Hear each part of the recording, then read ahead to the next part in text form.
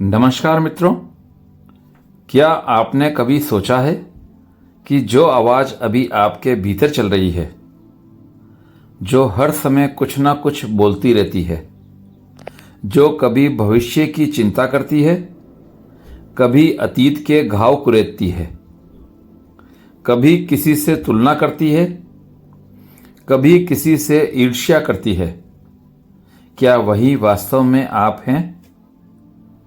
या फिर यह संभव है कि जिसे आप मैं समझते हैं वह केवल विचारों का एक जाल हो?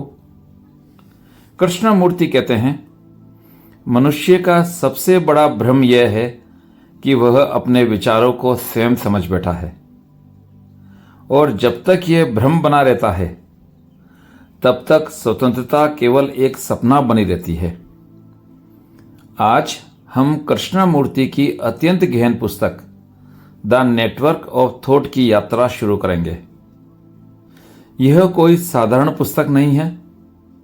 यह आपके विश्वासों को चुनौती देगी, आपकी पहचान को प्रश्नों के घेरे में खड़ा कर देगी, और शायद पहली बार आपको अपने ही मन को देखने का अवसर देगी। तो आइए इस यात्रा की शुरुआत करते हैं। कृष्णमूर्ति कहते हैं कि दुनिया की सारी समस्याओं का मूल कारण बाहर नहीं, भीतर है। हम सोचते हैं कि समस्याएं राजनीति में हैं, धर्म में हैं, समाज में हैं, परिवार में हैं। लेकिन क्या कभी हमने यह देखा है कि इन सभी व्यवस्थाओं को बनाया किसने है? मनुष्य ने। और मनुष्य जैसा है वैसा ही उसका समाज है। यदि मनुष्य के भीतर हिंसा है तो समाज हिंसक होगा।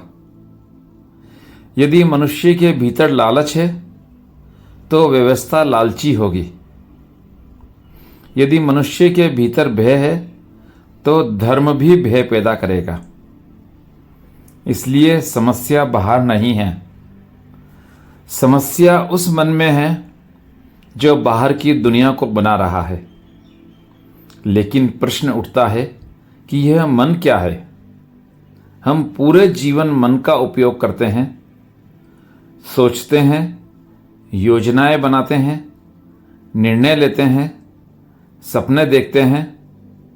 लेकिन क्या हमने कभी वास्तव में मन को समझा है?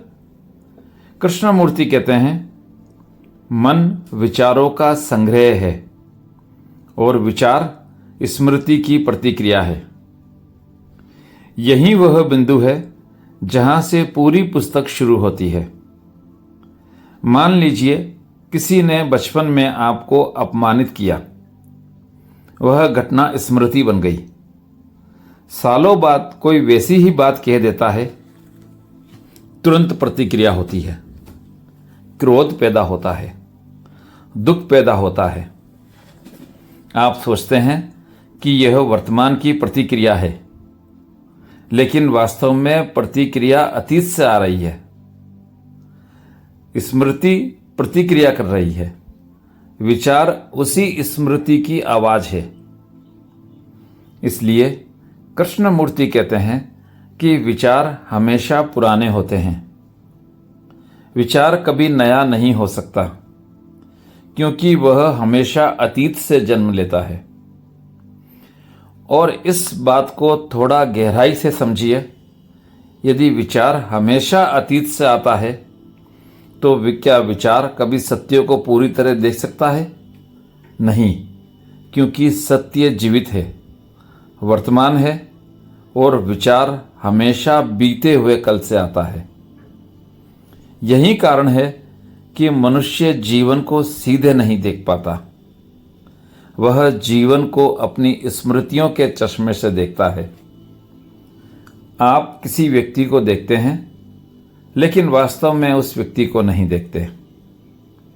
आप उसकी छवि को देखते हैं जो आपके मन में बनी हुई है। आप अपनी पत्नी को देखते हैं, अपने पति को देखते हैं, अपने मित्र को देखते हैं, लेकिन क्या वास्तव में देखते हैं? या केवल उनके बारे में बनी स्मृतियों को देखते हैं? कृष्णमूर्ति कहते हैं कि संबंधों में संघर्ष का सबसे बड़ा कारण यही है। दो मनुष्य नहीं मिलते, दो छवियां मिलती हैं, दो स्मृतियां मिलती हैं, दो विचार मिलते हैं, और जहां विचार मिलते हैं वहां टकराव अवश्य होता है। अब जरा अपने जीवन को देखिए, कितनी बार आपने किसी को उसके वास्तविक रूप में देखा है और कितनी बार केवल अपने निष्कर्षों के माध्यम से देखा है। हम किसी व्यक्ति के बारे में एक राय बना लेते हैं, फिर वह राय स्थायी हो जाती है। उसके बाद चाहे वह व्यक्ति बदल जाए, हम उसे पुराने चश्मे से ही देखते रहते हैं। यही विचारों का जाल है और यही नेटवर्क ऑफ थॉट है। कृष्णमूर्ति कहते हैं कि मनुष्य केवल व्यक्तिगत रूप से ही नहीं, सामूहिक रूप से भी प्रोग्राम किया गया है। आप भारतीय हैं, कोई अमेरिकी है, कोई चीनी है, कोई हिंदू है, कोई मुसलमान है, कोई ईसाई है। बचपन से हमें पहचानें दी जाती हैं और धीरे धीरे हम उन पहचानों को ही स्वयं समझने लगते हैं। लेकिन क्या आपने कभी पूछा कि इन पहचानों के पीछे आप कौन हैं? यदि आपका धर्म बदल जाए तो क्या आप बदल जाएंगे? यदि आपका नाम बदल जाए तो क्या आप बदल जाएंगे? यदि आपकी राष्ट्रीयता बदल जाए तो क्या आप बदल जाएंगे? तो फिर वास्तविक मैं कहाँ हैं? कृष्णमूर्ति कहते हैं कि जिसे हम मैं कहते हैं वह विचारों, स्मृतियों और अनुभवों का एक संग्रह मात्र है। यही बात सुनकर मन घबरा जाता है, क्योंकि पूरा जीवन हमने इसी मैं को मजबूत करने में लगाया है। अधिक धन, अधिक प्रतिष्ठा, अधिक सफलता, अधिक शक्ति, सब कुछ उसी मैं के लिए। लेकिन यदि मैं स्वयं एक मानसिक संरचना है तो फिर पूरी दौड़ किस लिए? यहीं से भय पैदा होता है। मनुष्य मृत्यु से डरता है। क्यों?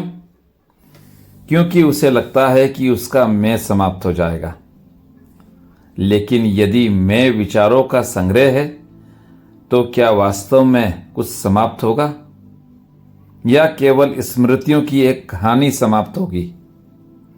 कृष्णमूर्ति इन प्रश्नों का उत्तर नहीं देते। वे चाहते हैं कि आप स्वयं देखें, स्वयं खोजें, स्वयं अनुभव करें, क्योंकि उधार का सत्य कभी सत्य नहीं होता। एक और महत्वपूर्ण बात कृष्णमूर्ति कहते हैं। वे कहते हैं कि विचार ने अद्भुत उपलब्धियां हासिल की हैं। विचार ने विज्ञान बनाया, तकनीक बनाई, अंतरिक्ष यात्रा बनाई, कंप्यूटर बनाए, लेकिन वही विचार युद्ध भी लाया, वही विचार परमाणु बम भी लाया, वही विचार विभाजन भी लाया। इसलिए विचार न अच्छा है न बुरा, वह केवल एक उपकरण है। समस्या तब शुरू होती है जब उपकरण मालिक बन जाता है। कल्पना कीजिए कि आपने एक नौकर रखा, लेकिन धीरे धीरे नौकर ही मालिक बन बैठा, तो क्या होगा? अराजकता पैदा होगी। यही हमारे भीतर हुआ है। विचार एक साधन था, लेकिन अब वही शासक बन गया है। सुबह उठते ही विचार, रात को सोते समय विचार, चलते समय विचार, बैठते समय विचार, यहां तक कि ध्यान करते समय भी विचार। मनुष्य शायद ही कभी विचारों से मुक्त होता है, क्योंकि इसी कारण वह जीवन को सीधे नहीं देख पाता। वह केवल विचारों के माध्यम से देखता है, और विचार हमेशा सीमित हैं, क्योंकि ज्ञान सीमित है, स्मृति सीमित है, अनुभव सीमित है। इसलिए विचार भी सीमित हैं, लेकिन जीवन असीम है। अब सीमित कैसे असीम को समझ सकता है? यही संघर्ष पैदा होता है, यही भ्रम पैदा होता है, और यही दुख पैदा होता है। कृष्णमूर्ति कहते हैं कि मनुष्य का पूरा जीवन एक निरंतर मनोवैज्ञानिक संघर्ष बन गया है। वह जो है उससे संतुष्ट नहीं, वह कुछ और बनना चाहता है। गरीब है तो अमीर बनना चाहता है, अज्ञानी है तो ज्ञानी बनना चाहता है, साधारण है तो विशेष बनना चाहता है, और यह बनने की प्रक्रिया कभी समाप्त नहीं होती। लेकिन क्या आपने देखा है कि यह बनने की इच्छा कहाँ से आती है? तुलना से। जब तक तुलना है तब तक असंतोष रहेगा। जब तक असंतोष है तब तक संघर्ष रहेगा, और जब तक संघर्ष है तब तक शांति असंभव है। कृष्णमूर्ति कहते हैं कि तुलना मन की सबसे खतरनाक आदतों में से एक है, क्योंकि तुलना आपको स्वयं से दूर ले जाती है।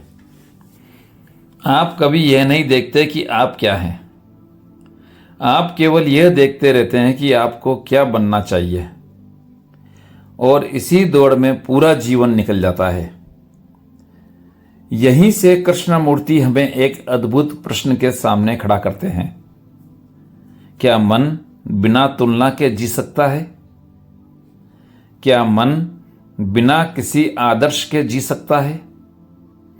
क्या मन केवल वही देख सकता है जो है, बिना उसे बदलने की कोशिश किए, बिना उसकी निंदा किए, बिना उसे स्वीकार किए सिर्फ देख सकता है? यहीं से वास्तविक ध्यान की शुरुआत होती है, और इसी बिंदु से द नेटवर्क ऑफ थॉट का सबसे महत्वपूर्ण अध्याय शुरू होता है। कृष्णमूर्ति ने एक प्रश्न छोड़ा था, क्या मन केवल देख सकता है, बिना निर्णय के, बिना निष्कर्ष के, बिना किसी लक्ष्य के, सिर्फ देख सकता है?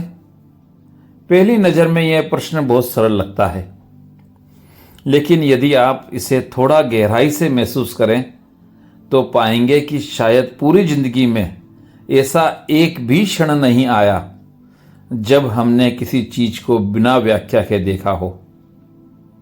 हम किसी व्यक्ति को देखते हैं और तुरंत विचार शुरू हो जाता है, अच्छा है, बुरा है, मेरा है, पराया है, विश्वास करने योग्य है या नहीं है। देखना समाप्त हो जाता है और विचार शुरू हो जाता है। कृष्णमूर्ति कहते हैं कि मनुष्य वास्तव में कभी देखता ही नहीं, वह केवल अपने विचारों के पर्दों को देखता है, और यही पर्दा वास्तविकता और हमारे बीच दीवार बन जाता है।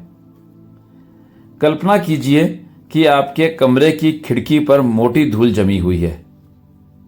सूरज बाहर चमक रहा है, लेकिन आपको उसका प्रकाश धुंधला दिखाई देगा। क्या समस्या सूरज में है? नहीं, समस्या खिड़की पर जमी धूल में है। कृष्णमूर्ति कहते हैं कि हमारे मन पर भी स्मृतियों, निष्कर्षों, विश्वासों और भय की धूल जमी हुई है, और जब तक यह धूल है तब तक सत्य को स्पष्ट देखना संभव नहीं। लेकिन यहां एक और समस्या खड़ी होती है। मन कहता है, ठीक है, मैं इस धूल को साफ कर दूंगा, यही कृष्णमूर्ति हमें सावधान करते हैं। वे कहते हैं कि जो साफ करने निकला है वह भी उसी धूल का हिस्सा है। जो विचार कर रहा है कि मुझे विचारों से मुक्त होना है वह स्वयं विचार ही है। जो मन कह रहा है कि मुझे शांत होना है वह स्वयं अशांत मन ही है। यही मन का सबसे सूक्ष्म चल है। वह समस्या भी बनाता है और समाधान भी बेचता है। पहले भय पैदा करता है, फिर सुरक्षा खोजता है। पहले संघर्ष पैदा करता है, फिर शांति ढूंढता है। पहले अहंकार बनाता है, फिर अहंकार को समाप्त करने की योजना बनाता है। और इस पूरी प्रक्रिया में मनुष्य गोल गोल घूमता रहता है। उसे लगता है कि वह आगे बढ़ रहा है, लेकिन वास्तव में वह वहीं खड़ा है। कृष्णमूर्ति कहते हैं, ध्यान कोई अभ्यास नहीं है। यह सुनकर बहुत लोग चौंक जाते हैं, क्योंकि दुनिया में लगभग हर जगह ध्यान को तकनीक बना दिया गया है। कोई मंत्र जप रहा है, कोई श्वास गिन रहा है, कोई विशेष मुद्रा में बैठा है, कोई किसी कल्पना में खोया हुआ है। लेकिन कृष्णमूर्ति पूछते हैं, क्या तकनीक स्वतंत्रता दे सकती है? यदि आप किसी तकनीक को बार बार दोहराते हैं तो क्या होगा? आप अधिक कुशल हो जाएंगे, लेकिन क्या आप स्वतंत्र हो जाएंगे?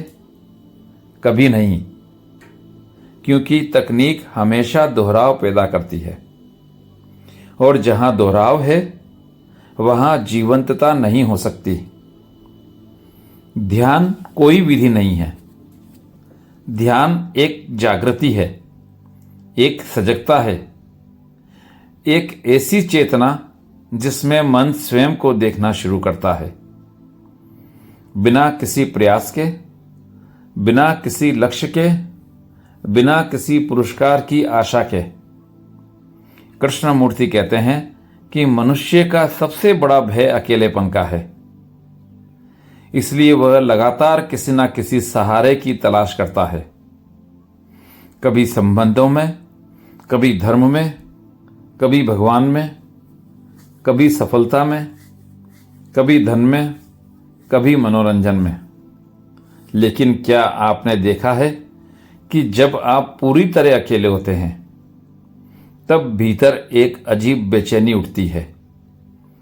मन तुरंत मोबाइल ढूंढता है, टीवी ढूंढता है, किसी से बात करना चाहता है, कुछ पढ़ना चाहता है, कुछ सुनना चाहता है। क्यों? क्योंकि वह स्वयं से मिलने से डरता है। वह उस खालीपन को नहीं देखना चाहता जो भीतर छिपा हुआ है। कृष्णमूर्ति कहते हैं कि मनुष्य पूरी जिंदगी उस खालीपन से भागता रहता है, लेकिन जितना भागता है खालीपन उतना ही गहरा होता जाता है। और एक दिन उसे समझ में आता है कि भागने से समाधान नहीं मिलता। समाधान केवल देखने में है। यदि आप उस अकेलेपन को पूरी तरह देख लें, उससे भागे बिना, उसे भरे बिना, उसे बदलने की कोशिश किए बिना, तो कुछ अद्भुत घटित होता है। वह अकेलापन धीरे धीरे समाप्त होने लगता है, क्योंकि उसे जीवित रखने वाली ऊर्जा भागने में थी। जब भागना समाप्त होता है तो समस्या भी समाप्त होने लगती है। कृष्णमूर्ति फिर एक और गहरे विषय की ओर बढ़ते हैं, भय। वे कहते हैं कि भय का आधार समय है। जरा इस बात को समझिए, अधिकांश भय भविष्य से जुड़े होते हैं। यदि नौकरी चली गई तो, यदि बीमारी आ गई तो, यदि धन कम पड़ गया तो, यदि मृत्यु आ गई तो, यदि कोई छोड़कर चला गया तो। यानी भय अभी नहीं है, भय भविष्य की कल्पना में है। और भविष्य की कल्पना कौन कर रहा है? विचार। इसलिए कृष्णमूर्ति कहते हैं विचार ही भय को जन्म देता है। इसका अर्थ यह नहीं कि वास्तविक खतरे नहीं होते। यदि आपके सामने सांप खड़ा हो तो सावधानी आवश्यक है, लेकिन मनोवैज्ञानिक भय अलग चीज है। वह कल्पना से पैदा होती है और कल्पना का निर्माता विचार है।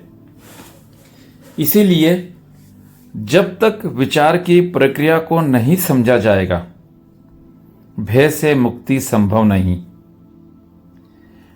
अब कृष्णमूर्ति एक अत्यंत क्रांतिकारी बात कहते हैं।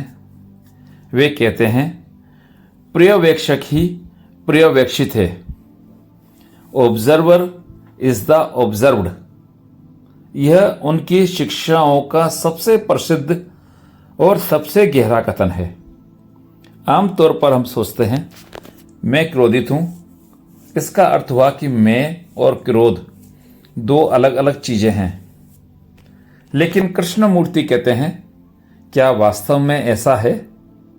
जब क्रोध होता है तब क्या कोई अलग मैं मौजूद होता है, या उस क्षण केवल क्रोध ही होता है? जब भय होता है तब क्या कोई अलग पर्यवेक्षक होता है, या केवल भय ही होता है? यदि ध्यान से देखें तो पाएंगे कि पर्यवेक्षक स्वयं स्मृतियों, अनुभवों और विचारों का संग्रह है, और पर्यवेक्षित भी वही हैं। दोनों अलग नहीं हैं। दोनों एक ही प्रक्रिया के दो नाम हैं।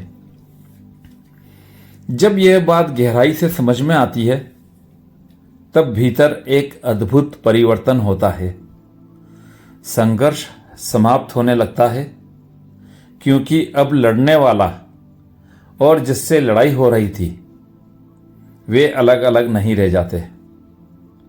कृष्णमूर्ति कहते हैं कि प्रेम वहीं संभव है जहां विचार नहीं है। यह सुनकर लोग भ्रमित हो जाते हैं। वे सोचते हैं कि क्या प्रेम में विचार नहीं होता? कृष्णमूर्ति कहते हैं कि विचार संबंध बना सकता है, प्रेम नहीं। विचार कह सकता है तुम मेरे हो, मैं तुम्हारे बिना नहीं रह सकता। तुम मुझे खुशी देते हो, लेकिन यह प्रेम नहीं है। यह निर्भरता है, यह भय है, यह स्वामित्व है। प्रेम तब जन्म लेता है जब मन पूरी तरह शांत होता है, जब उसमें तुलना नहीं होती, ईर्ष्या नहीं होती, अधिकार नहीं होता।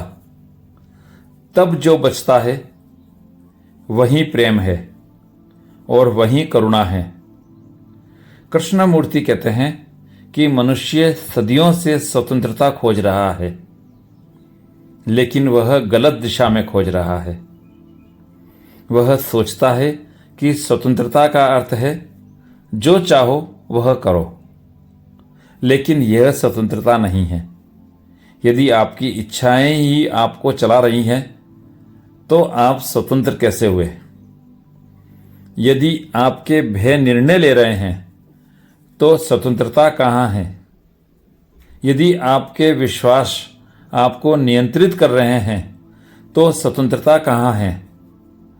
स्वतंत्रता का अर्थ है विचारों के पूरे नेटवर्क को समझ लेना, उसे दबाना नहीं, उसे बदलना नहीं, उसे नष्ट करने की कोशिश नहीं करना, सिर्फ पूरी सजगता से देखना।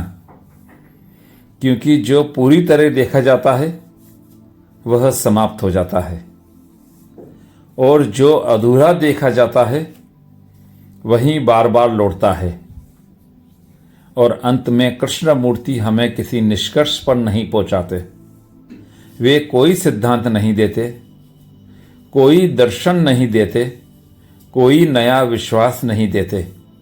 वे केवल एक दर्पण देते हैं और कहते हैं अपने भीतर देखो, ध्यान से देखो, बिना भागे देखो, बिना निर्णय के देखो। क्योंकि सत्य किसी पुस्तक में नहीं छिपा, किसी गुरु के शब्दों में नहीं छिपा, किसी मंदिर या मस्जिद में नहीं छिपा। सत्य वही है जहां देखने वाला मन पूरी तरह शांत हो जाता है। और जब विचारों का यह विशाल नेटवर्क एक क्षण के लिए भी मौन हो जाता है, तब शायद पहली बार मनुष्य उस स्वतंत्रता का स्वाद चखता है जिसके लिए वह जन्मों से भटक रहा है। और यही है कृष्णमूर्ति की पुस्तक द नेटवर्क ऑफ थॉट का हृदय। एक निमंत्रण अपने मन को जानने का, अपने भ्रमों को देखने का और उस मौन को खोजने का जो विचारों से परे है। यह यात्रा आपको कैसी लगी कमेंट करके ज़रूर बताएं। अच्छी लगी हो तो सब्सक्राइब करें, लाइक करें और शेयर करें। धन्यवाद।